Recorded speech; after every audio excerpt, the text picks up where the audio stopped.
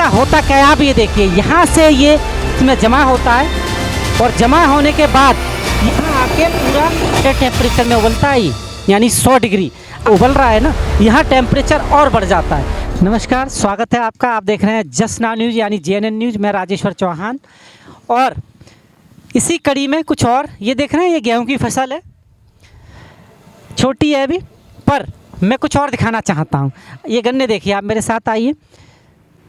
गन्ने हैं, ईख जिसे कहा जाता है, और वो मैं बता चुका हूँ कि क्या क्या चीज़ें बनती हैं, पर मैं अब आपको जहाँ लेके चलने वाला हूँ यहाँ कुछ खास और उसकी मिठास की बात ही अलग है।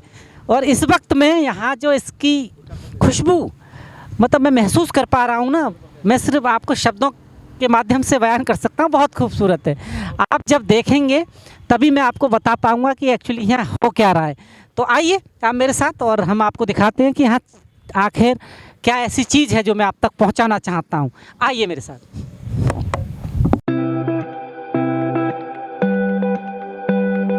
मेहनत मैं आपको दिखाना चाहता हूँ। ये मेहनत देख रहे हैं आप, इंजन स्टार्ट हो गया है, ये इंजन चल रहा है और इसके साथ आप देखिए ये पूरी जो रस निकालने की एक प्रक्रिया है। अब मैं आपको दिखाना चाहता हूँ बहुत खास। अगर आप यहाँ से देखेंगे तो वो देखिए भाई साहब गन्ना डाल रहे हैं, और यहाँ अब आइए, आप इधर से आइए, ये देखिए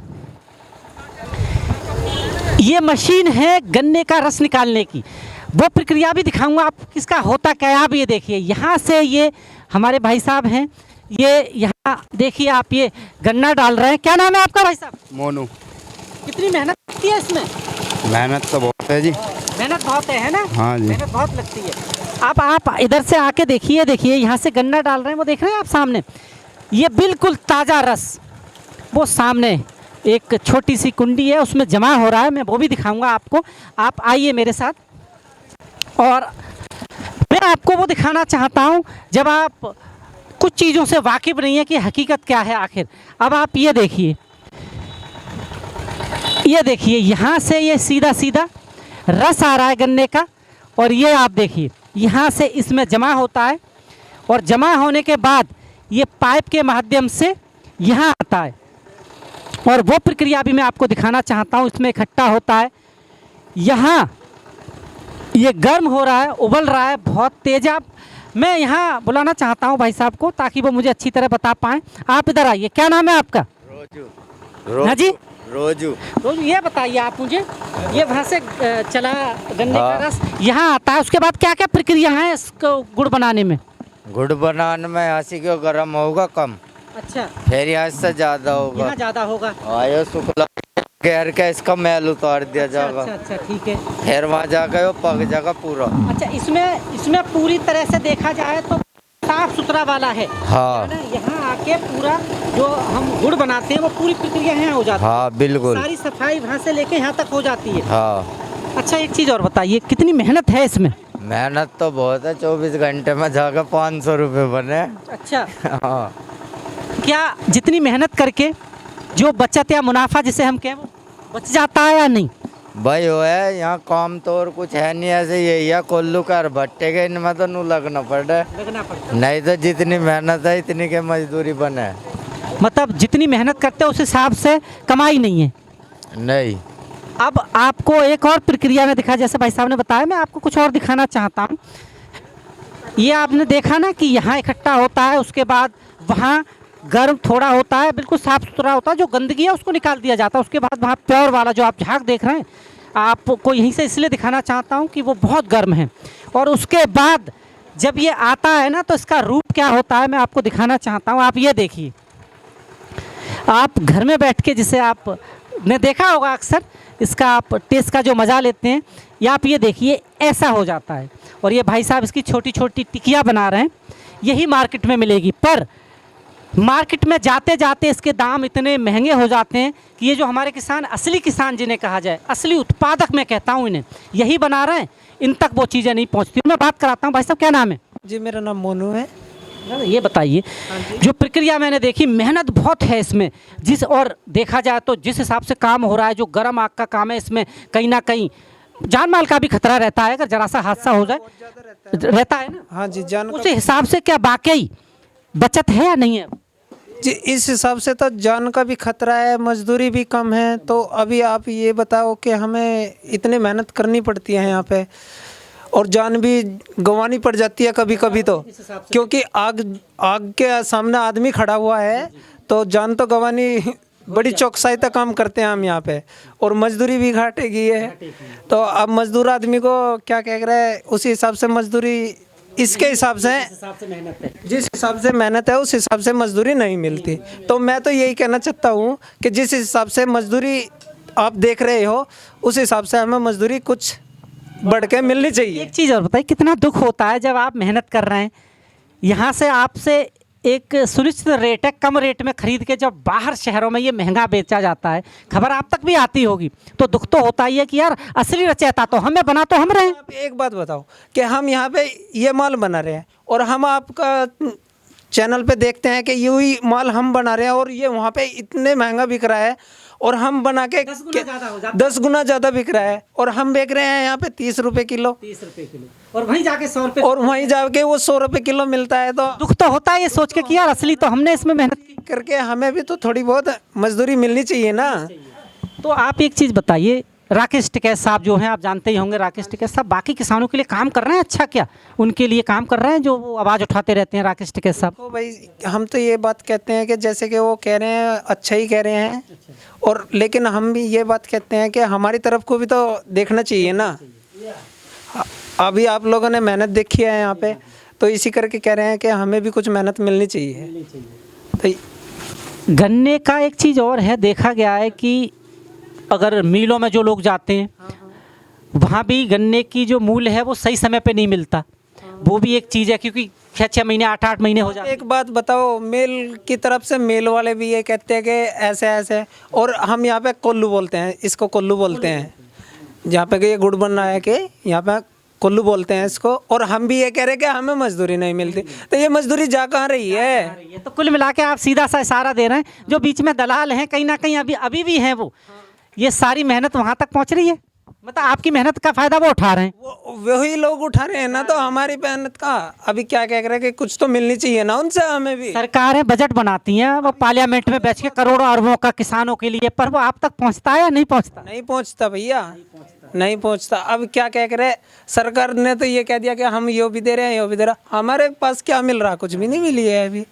अच्छा एक चीज़ और बताइए भाई, ये आप बना के इसको तैयार जब हो जाएगा तो कहाँ लेके जाएंगे आप इसे? कहाँ बेचते हैं, मंडी या कहाँ? मंडी में ही जाता है जी। मंडी में ही जाता है। हाँ जी। मंडी में भी खरीदारों के लिए जो खरीदते हैं उनकी खुशामती करनी पड़ती होगी आज की डेट में, तो हाथ पैर जोड़ने पड़ते हैं कि भैया लेके चले जाओ। अभी आपकी सरकार है इस देश की, आप उन्हें कुछ कहना चाहते हैं, क्योंकि आपकी आवाज़ वहाँ तक पहुँचेगी, क्या कहना चाहते हैं उन सरकारों से जो वोट देते हैं? आप इस देश के नागरिक हैं, और आपका पूरा धर्म है कि आप इस पूरे धर्म के साथ मेहनत कर रहे हैं, लोगों तक जो मिठास है वो पहुँचा रहे हैं, पर आपके जीवन में कड़वाहट मिल रही है, उससे कैसे दूर करें सरकार? सरकार की तरफ से हमें तो यही अप्लाई है कि भैया हमें हमारी मजदूरी दुआ दो, बस इतना ही वो कहते हैं हम तो, बस सही मजदूरी और सही समय पे। हाँ जी, आखिरकार हम भी तो वोट देते हैं आपको। जैसा कि भाई साहब बता रहे हैं, आप उनकी परेशानियां देखिए कि इतनी मेहनत के बाद, ये आप देख रहे हैं कितनी मेहनत कर रहे हैं, पर मेहनत के साथ साथ मैं थोड़ा सा नज़दीक आपको ले जाना चाहता हूं। अपने बीके साहब कैमरा मैन है मेरे, मैं उनको कहूँगा कि कुछ वो दिखाएं जो मैं चाहता हूँ। मैंने थोड़ा सा जोखिम लिया है, इसके पास आ गया हूँ। आप देख रहे हैं ये अगर मैं आपको समझाऊँ भाषा में तो 100 टेम्परेचर में उबलता है ये, यानी 100 डिग्री अगर, और वो भाई साहब देखिए कितनी मेहनत कर रहे हैं। अगर इसमें आदमी भाई साहब गिर गया ना, क्या कह रहे हैं, तो क्या कह रहे हैं, मरे बिना कोई उम्मीद नहीं है, उम्मीद नहीं है उसकी बचने की कोई। मैं यही बताना चाहता था जो भाई साहब बता रहे हैं कि अगर कुछ हादसा हो गया, अगर इसमें आदमी जरा सा भी, उसका हाथ तो नॉर्मल सी बात है, छींटे पड़ने से ये लोग जली जाते हैं, जो किसको बताएं। और यहाँ अगर आप आएंगे, बीके साहब से कहूँगा कि आपको ये भी दिखाएं, ये उससे भी ज़्यादा है, मैं देख नहीं पा रहा हूँ, आप देखिए आप, पर नज़दीक से बीके साहब कैमरामैन मेरे दिखाएंगे आपको, जो उबल रहा है ना, यहाँ टेम्परेचर और बढ़ जाता है, तो हादसा आप जान सकते हैं। आप शहरों में बैठ के जिन चीज़ों का लुत्फ़ उठाते हैं ना, जब आपके टेबल पे होती है खड़ी, वो हमारी ये जो भाई साहब है ना, इनकी मेहनत नतीजा, ये असली किसान है हमारे देश के, और मुझे तो बड़ा गर्व है इन पे, पर गर्व आपको भी करना पड़ेगा। पर गर्व करने से भी कुछ नहीं होता है, जैसा इन्होंने बताया, गर्व करने से इनका घर नहीं चलता, इनका जो पेट है ना वो नहीं पलेगा, वो पलेगा सही मेहनताना देने से।